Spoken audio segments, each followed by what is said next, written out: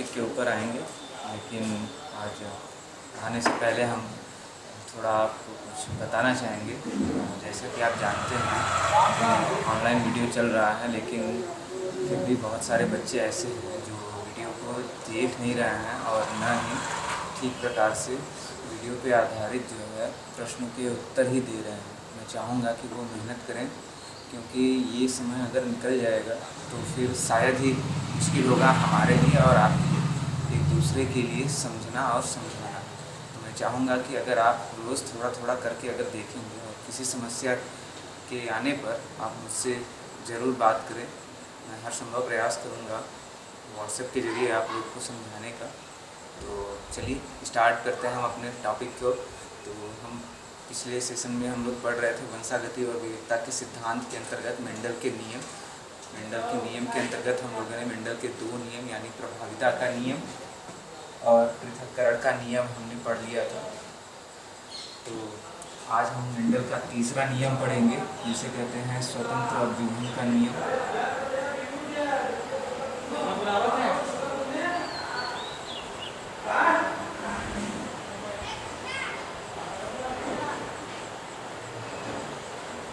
स्वतंत्र अभ्यूहन का नियम बच्चों मेंडल के प्रभाविता और पृथक्करण के नियम की मिलीजुली व्याख्या करता है। अर्थात आपको अगर प्रभाविता का नियम और स्वतंत्र पृथक्करण का नियम पता है तो दोनों नियम को अगर जोड़ दिया जाए तो स्वतंत्र अभ्यूहन के नियम की व्याख्या आसानी से की जा सकती है।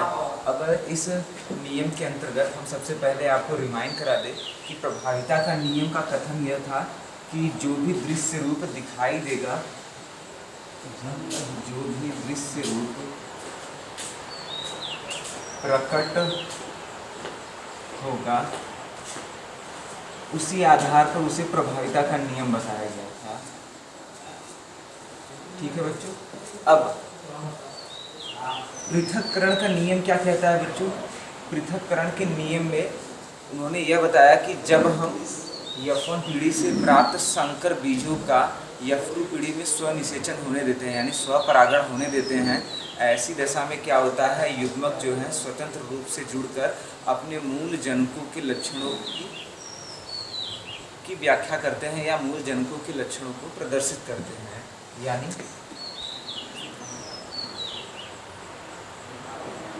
संकर पौधे में स्वनिषेचन से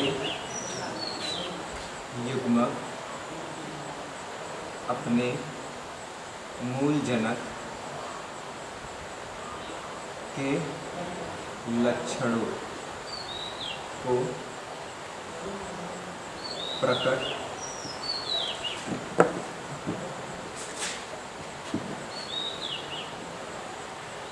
करते हैं।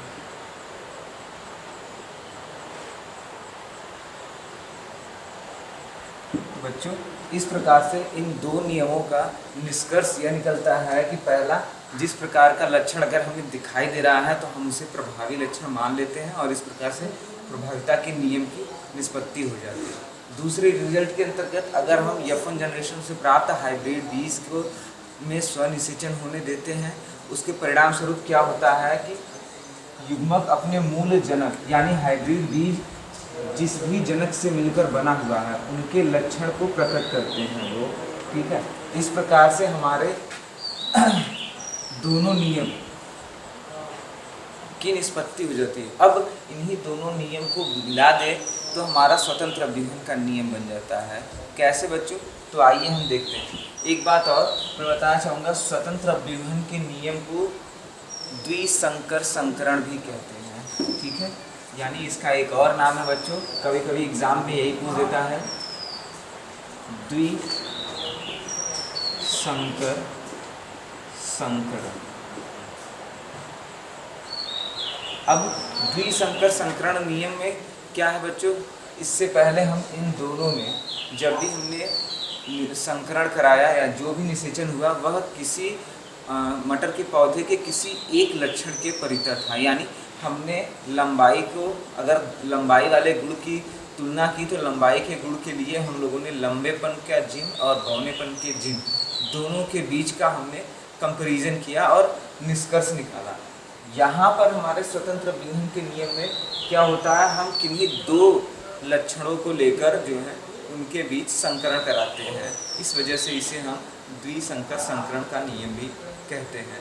आगे हम देखते हैं किस प्रकार से स्वतंत्र विघटन का नियम लागू होता है।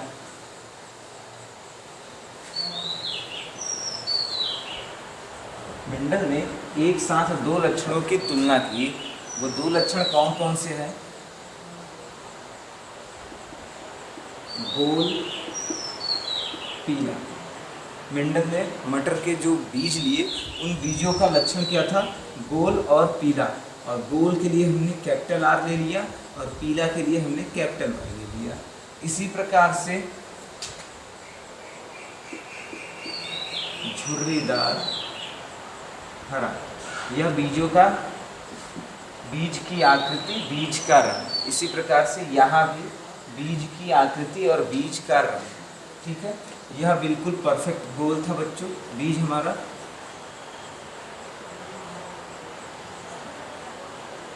जबकि झुर्रीदार हरे में क्या था?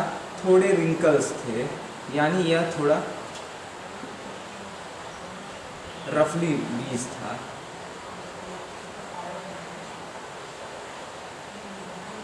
इस प्रकार से झुर्रीदार हरे के लिए हम लोगों ने स्मॉल आर स्मॉल वाई ले लिया, ठीक है बच्चों। अब जब हम इन दो प्रकार के विपरीत पौधों के तुलनात्मक लक्षणों के बीच हम संकरण कराते हैं तो इस क्रिया को हम द्विसंकर संकरण भी कहते हैं और इस पूरी प्रक्रिया को हम स्वतंत्र विघटन का नियम भी कहेंगे। कैसे होगा बच्चों? अब ये हम देखते हैं।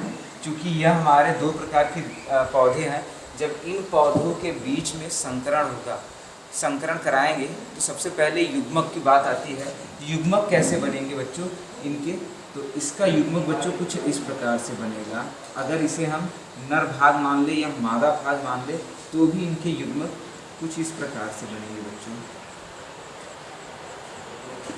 इसी प्रकार से इसके युग्मक भी अर्धसूत्री विभाजन होगा और प्रत्येक जीन जो है या प्रत्येक गुणसूत्र बच्चों एक एक साथ लगेंगे बराबर बराबर। इस प्रकार से ये हमारे युग्मक बन जाएंगे। अब इन युग्मक का हमारा निषेचन होगा। तो नर और मादा अगर मान लेते हैं तो यह जब जुड़ते हैं तो किस प्रकार से जुड़ेंगे यह देख लेते हैं हम क्रॉस विधि के द्वारा। ऐसे जहाँ पर ये होगा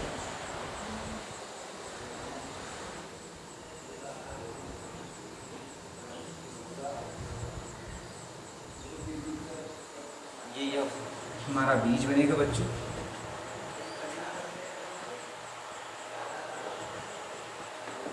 इसी प्रकार से यहाँ भी बनेगा। हमने सजाती पदों को एक साथ कर दिया है। इस प्रकार से हमारा पहली पीढ़ी का F1 पीढ़ी का यह बीज तैयार हो गया। अब इस बीज की खासियत क्या होगी बच्चों? अब यहाँ पर लगेगा प्रभाविता का नियम। प्रभाविता के नियम के अनुसार जहाँ प्रबल जीन होगा वहाँ अप्रबल जीन का दृश्य रूप प्रकटन नहीं होगा, ठीक है। प्रभाविता के नियम के अनुसार यह हमारा देखिए कैपिटल R और कैपिटल Y जो है वो प्रबल जीन कारक है, यानी प्रभावी जीन है। अतः इन सभी बीज का दृश्य रूप प्रकटन कैसा होगा? कैपिटल R है तो गोल होगा और कैपिटल Y है तो पीला होगा। सभी प्रकार के बीजों का रंग और आकृति क्या है? वह गोल पीला होगा।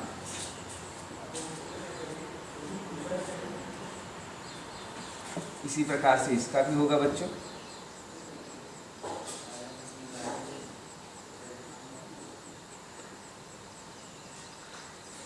अब आगे हम बात करते हैं क्या होगा जब हम इस हाइब्रिड बीज का F2 जनरेशन के अंतर्गत स्वनिषेचन होने दें। जैसा कि हमने पृथक्करण के नियम में देखा कि एक संकर बीज का जो है हमने स्वनिषेचन कराया तो उसके युग्मक जो है अपने मूल जनकों के रूप में पृथक हो गए। अब बात करते हैं यहाँ पर कि यहाँ एक साथ दो जब हम डाई हाइब्रिडाइजेशन कराते हैं तो इस दौरान जो हाइब्रिड बीज हमारा बना है, इनके अंदर अगर स्वनिषेचन होता है तो किस प्रकार से इनमें बीजों का किस प्रकार के बीज का दृश्य रूप प्रकटन होगा। अब इस तथ्य को देखने के लिए हम देखते हैं कि किस प्रकार से इसके युग्मक बनते हैं।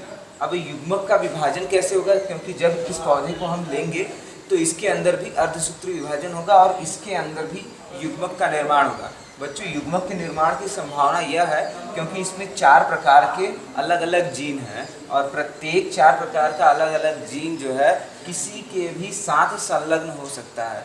ऐसी दशा में हम अधिकतम 4 प्रकार की संभावनाओं को लेते हैं और उन 4 प्रकार की संभावनाओं के साथ इस युग्मक को बनाते हैं। कैसे बनाएंगे बच्चों, हम ये भी देख लेते हैं।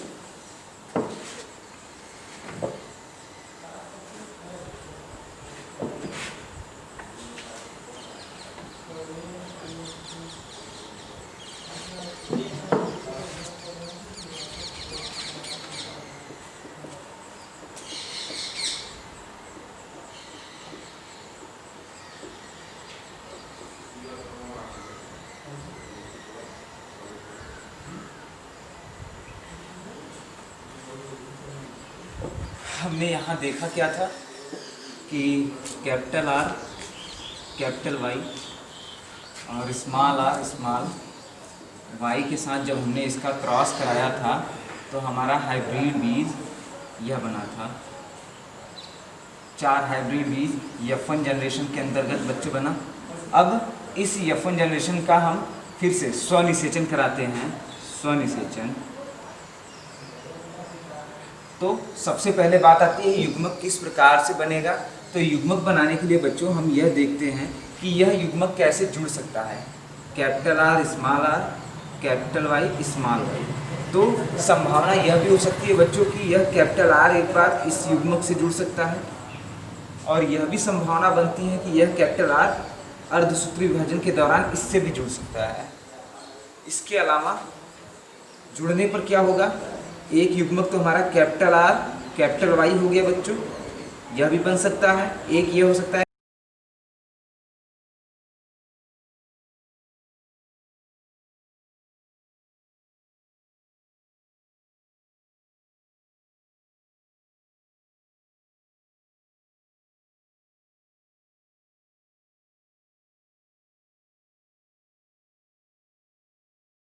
कैपिटल आर स्मॉल वाई, यह भी बन सकता है बच्चों। दूसरा, यह स्मॉल आर इससे भी जुड़ सकता है और यह स्मॉल आर इससे भी जुड़ सकता है। ऐसी दशा में बच्चों यह भी एक बन जाएगा युग्मक small R capital Y, small R small Y. इस प्रकार से अधिकतम बच्चों इस प्रकार के डाइहाइब्रिडाइजेशन के युग्मक में अर्धसूत्री विभाजन के दौरान मैक्सिमम 4 युग्मक बन सकते हैं। यह 4 युग्मक हमारे हैं जो नर और मादा दोनों में ऐसे ही बनेंगे। ठीक है बच्चों, अब इन्हीं 4 युग्मक के जरिए हम इसका पुनेट के चौखाने विधि से हम देखेंगे कि किस प्रकार से नए प्रकार के बीजों का समायुग्मन होता है। तो आइए हम इस युग्मक को पुनेट के चौखाने विधि पर लगाकर देखते हैं। Capital R capital Y, capital R small Y,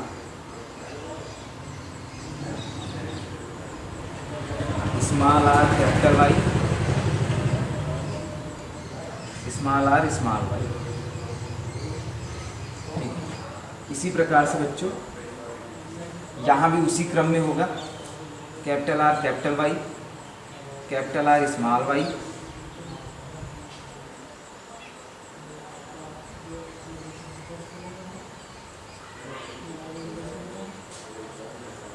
small R capital Y,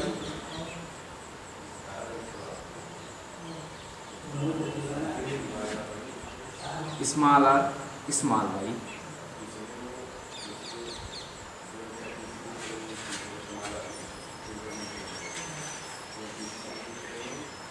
इस प्रकार से बच्चों यहाँ हम सिंबल के लिए लगा लेते हैं नर और मादा। ठीक है, चाहे हम इसको नर मान ले, इसको मादा, चाहे हम इसको नर मान ले, चाहे इसको मादा। अब इन युग्मकों का निषेचन के दौरान संयुग्मन होगा। संयुग्मन होगा तो क्या बनेगा बच्चों, अब देखते हैं। Capital R, capital R, capital Y, capital Y. इसका इसके साथ होगा capital R, capital Y, capital R, capital R हो गया, कैपिटल वाई, स्मॉल वाई। इसका इसके साथ होगा तो capital R, small R, capital R, small R, capital Y और कैपिटल वाई। इसका संयुग्मन इस युग्मक के साथ अगर होता है तो capital R, small R, capital Y, small Y. इसी प्रकार से बच्चों इसका इसके साथ संयुग्मन होगा और यहाँ हम लिखेंगे capital R, capital R, capital Y. हमने कैपिटल वाई को पहले ले लिया है, फिर यहाँ स्मॉल वाई सजाती पद में लेकर चल रहे हैं हम। इसका इसके साथ संयुग्मन होगा capital R, capital R, small Y और स्मॉल वाई। इसी प्रकार से इसका इसके साथ capital R, small R, capital Y, small Y. इसी प्रकार से बच्चों इसका इसके साथ होगा capital R, small R, small Y, small Y. बहुत ही आसान है बच्चों, आसानी से हम इसी प्रकार से चारों को जोड़कर यहाँ लिख लेंगे। जैसे अब इसका यहाँ से हम लेते हैं तो कैपिटल आर और स्मॉल आर हम सजाती पद में लेकर चल रहे हैं, कैपिटल वाई और कैपिटल वाई। इसी प्रकार से इसका तो capital R, small R, capital Y, small Y. इसी प्रकार से इसका कैपिटल आर, सॉरी यहाँ बच्चों स्मॉल आर है और यहाँ भी स्मॉल आर है, यानी यहाँ स्मॉल आर होगा, small R, small R, capital Y और कैपिटल वाई। इसी प्रकार से बच्चों इसका इसके साथ होगा small R, small R, capital Y, small Y. इसका इसके साथ होगा capital R, small R, capital Y, small Y. इसका इसके साथ होगा बच्चों capital R, small R, small Y और small Y. Small R, small R, capital Y और स्मॉल वाई। इसी प्रकार से इसका इसके साथ होगा बच्चों small R, small R, capital Y और सॉरी स्मॉल वाई और स्मॉल वाई। अब बच्चों यह तो हो गए हमारे बीज तैयार आपके, लेकिन अब यह बीज किस प्रकार के लक्षण प्रदर्शित करेंगे जब इन बीजों की बुआई हम करेंगे और इनसे जब पौधे बनेंगे, तो बुआई करने के दौरान इनके लक्षण कैसे होंगे। इन लक्षणों को जानने के लिए हमें मेंडल के पहले नियम की आवश्यकता पड़ेगी। मेंडल ने पहले नियम में कहा था कि जो अपना दृश्य रूप दिखाएगा वो प्रभावी लक्षण होगा। तो यहाँ पर हम जानते हैं कि यह जो है हमारा प्रभावी लक्षण वाला जिन है जो कैपिटल आर और कैपिटल वाई है। जब भी ये होंगे तो इसकी उपस्थिति में इनका प्रभाव जो है वो अप्रभावी हो जाएगा, यानी ये अपना प्रभाव नहीं दिखा पाएंगे। ठीक है, तो प्रभाविता के नियम के अनुसार बच्चों जहाँ भी कैपिटल आर और कैपिटल वाई के जीन युग्म होंगे वहाँ प्रभाविता का नियम चलेगा। जैसे यहाँ देखते हैं बच्चों कैपिटल आर और कैपिटल वाई है, इस वजह से यह क्या होगा, यहाँ गोल पीला है और यह झुर्रीदार हरा। ठीक है बच्चों, तो यहाँ हो जाएगा बच्चों गोल पीला। ठीक है, इसके अलावा यहाँ कैपिटल आर कैपिटल वाई है तो यहाँ भी होगा गोल पीला। यहाँ देखते हैं बच्चों ये भी कैपिटल आर ये भी कैपिटल वाई। ठीक है, यहाँ भी गोल पीला होगा। यहाँ देखते हैं कैपिटल आर कैपिटल वाई, ये भी बच्चों गोल पीला ही होगा प्रभाविता के नियम के अनुसार। ठीक है, इसी प्रकार से यह बच्चों कैपिटल आर यानी यह भी गोल पीला होगा। कहीं भी बच्चों अगर एक भी जिन प्रभाविता का होगा प्रभावी लक्षण वाला तो वहाँ उसी का केवल चलेगा, और उसके सहायक जीन अप्रभावी होंगे तो वह अपना लक्षण प्रदर्शित नहीं कर पाएंगे। इस वजह से यहाँ भी कैपिटल आर है तो गोल और कैपिटल वाई है एक तो पीला। इसी प्रकार से यहाँ कैपिटल आर है तो गोल, लेकिन यहाँ बच्चों दोनों स्मॉल वाई है और स्मॉल वाई के लिए हमारे पास यहाँ हरा रंग है, इसलिए चूंकि यहाँ एक भी दूसरे लक्षण का कोई भी युग्म प्रभावी जिन वाला नहीं है, इस वजह से यहाँ जो है अप्रभावी लक्षण ही दृश्य रूप होगा, हरा। स्मॉल वाई से हरा, गोल हरा। इसी प्रकार से यहाँ बच्चों कैपिटल आर है तो यहाँ गोल, और यहाँ एक कैपिटल वाई है इसलिए यहाँ पीला, प्रभाविता के नियम अनुसार। यहाँ भी कैपिटल आर है तो गोल, और यहाँ स्मॉल वाई दोनों है तो बच्चों यहाँ हरा। इसी प्रकार से यहाँ गोल और दोनों कैपिटल वाई है तो पीला। इसी प्रकार से यहाँ बच्चों यह भी कैपिटल और यह भी कैपिटल तो यह भी गोल पीला। इसी प्रकार से यहाँ बच्चों दोनों स्मॉल आर है तो दोनों स्मॉल आर के लिए हमारे पास यह है झुर्रीदार। ठीक है बच्चों, अब झुर्रीदार आ गया हमारा, क्योंकि यहाँ एक भी प्रभावी नहीं है पहले युग्म का।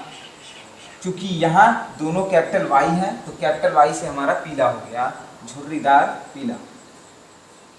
इसी प्रकार से बच्चों यहाँ दोनों स्मॉल आर है तो यहाँ हो जाएगा हमारा स्मॉल आर के लिए झुर्रीदार।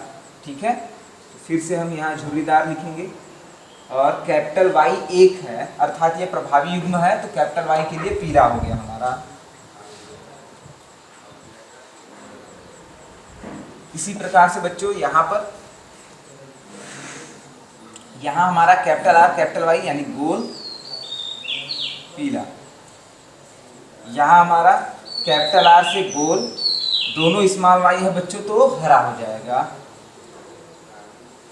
इसी प्रकार से यहाँ बच्चों दोनों स्मॉल आर है तो यहाँ हो जाएगा हमारा स्मॉल आर से झुर्रीदार, और एक कैपिटल वाई है इसलिए पीला। यहाँ दोनों स्मॉल आर और दोनों स्मॉल वाई यानी झुर्रीदार हरा। सभी प्रभाविता का नियम है बच्चों। अब हम देखते हैं कि बीज कितने प्रकार के बने हुए हैं। तो सबसे पहले अगर हम बात कर लेते हैं बीज में गोल पीला कितना बना हुआ है, तो गोल पीले की अगर हम काउंटिंग करते हैं तो देखते हैं कितने हमारे गोल पीले बीज बन चुके हैं। 1 2 3 4 5, ये 6, ये 7, ये 8 और ये 9। कुल मिलाकर गोल पीला हमारा बच्चों 9 बीज बने हुए हैं, 9। अब बात करते हैं हमारा गोल हरा कितना बना हुआ है। तो गोल हरे के लिए हम काउंट करते हैं। गोल हरा 1, गोल हरा 2, गोल हरा 3। इस प्रकार से गोल हरा हमारा बीजों की संख्या 3 होती है। अब बात करते हैं बच्चों झुर्रीदार पीले की। तो झुर्रीदार पीला 1,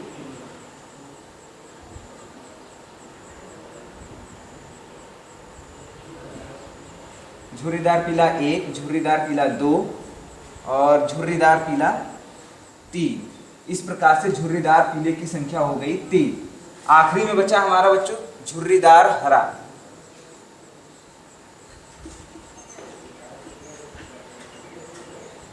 यह 1 बचा।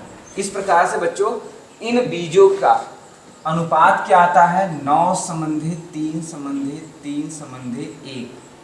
अब हमने देखा क्या इस प्रकार से कि हमारे पास 2 लक्षण प्रारूप के पौधे थे, एक गोल पीला था और एक झुर्रीदार हरा था। और हमें मिला क्या? गोल पीला और झुर्रीदार हरा के साथ साथ बच्चों 2 नई नस्ल की हमें पौधे मिल गए, गोल हरा और झुर्रीदार पीला। यही स्वतंत्र अपव्यूहन का नियम है। मेंडल ने कहा कि अगर किसी हाइब्रिड या किसी संकर पौधे का स्वनिषेचन होता है तो उसके युग्मक जो है वह स्वतंत्र रूप से किसी भी युग्मक के साथ संलयित करते हैं और इस प्रकार से संलयन से नई नस्लों का विकास होता है। इस विधि को या इस प्रक्रिया को ही स्वतंत्र अपव्यूहन का नियम कहते हैं, जहाँ युग्मक स्वतंत्र रूप से किसी भी युग्मक के साथ जुड़ते हैं। तो इस प्रकार से स्वतंत्र अपव्यूहन के नियम की व्याख्या क्या होती है यह आप जान लेंगे थोड़ा।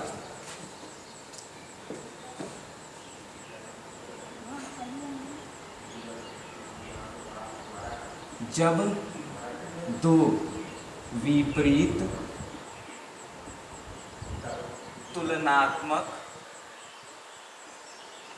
लक्षणों वाले पौधों के बीच संकरण कराकर F2 पीढ़ी में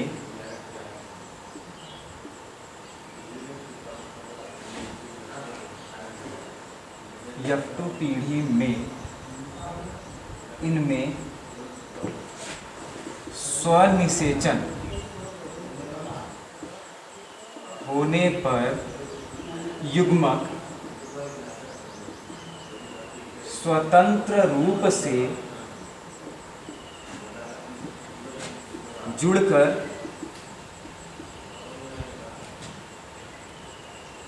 नई जातियों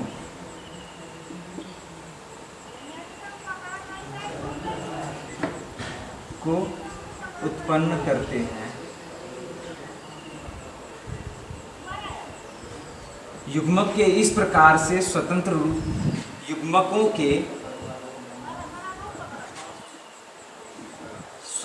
रूप से जुड़ने की प्रक्रिया ही स्वतंत्र अपव्यूहन कहलाती है। इस प्रकार से बच्चों स्वतंत्र अपव्यूहन के नियम की निष्पत्ति होती है। उम्मीद है बच्चों आपको मेंडल का तीसरा नियम स्वतंत्र अपव्यूहन का नियम समझ में आया होगा। किसी भी प्रकार की समस्या होने पर हमें जरूर बताएं। धन्यवाद।